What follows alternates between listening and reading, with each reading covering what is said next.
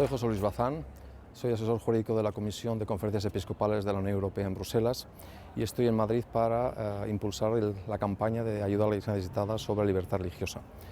Hoy hablaré sobre la cuestión de la persecución de las religiones de los creyentes en Occidente.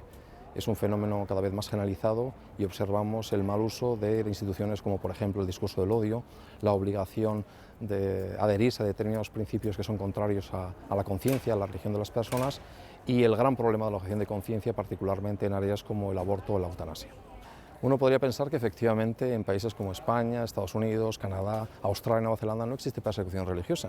Sin embargo, hemos de distinguir. Ciertamente no estamos hablando de casos tan nefandos como Pakistán, Nigeria, Irak o Siria. Estamos hablando de otro tipo de persecución que el Papa Francisco ha denominado la persecución amable, educada, de guante blanco. Estamos hablando de situaciones en las que, por ejemplo, un periodista queda expulsado de la profesión simplemente por contradecir una línea editorial.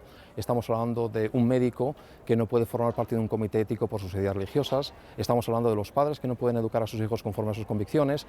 Estamos hablando de la imposición de determinados principios dentro de la escuela pública, por ejemplo, del intento de expulsión de la religión, del intento de obstaculizar el acceso a la educación religiosa y de tantas otras formas que se dan no solamente en España, sino en otros países.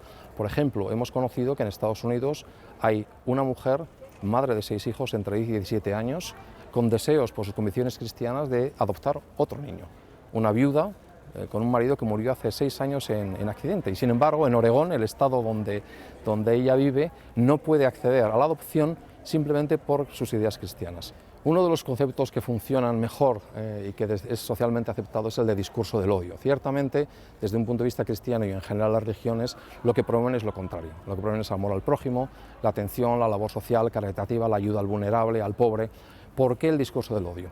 Ciertamente el odio es algo no deseable, pero al mismo tiempo, ¿cuál es el concepto de odio que se maneja en Occidente? En Occidente se entiende que el discurso del odio pasa por el fomento, por la incitación a la violencia, la discriminación y la intolerancia. Es cierto que la apelación a la violencia es algo completamente rechazable. Quien lo hace se convierte casi en un autor intelectual del acto. Sin embargo, en el ámbito de la discriminación y la intolerancia estamos hablando de conceptos tremendamente vagos y difusos. Por ejemplo, una crítica justificada de la unión legal entre personas del mismo sexo, porque una persona entiende que el matrimonio debe aplicarse como concepto únicamente a 2 personas, varón y mujer, en una unión estable y monogámica, ciertamente eso es una crítica que uno puede pensar que está bien o mal, pero es una crítica que en democracia debe permitirse. Eso no puede entenderse como un fomento del odio bajo ningún concepto de las personas de homosexuales, de las personas que han decidido entrar en una unión legal que la legislación actual llama homosexual.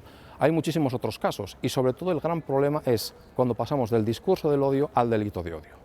Porque estamos hablando de criminalizar conductas que en una sociedad democrática deberían entenderse como conductas de libertad de expresión. Es decir, no podemos consentir en una democracia para mantener el espacio de disidencia, para mantener la calidad democrática, no podemos ni permitir ni admitir que las personas sean encarceladas, sean sancionadas pura y meramente por expresar ideas que tradicionalmente en la historia de Europa, en la historia de nuestros países han sido ideas incluso predominantes.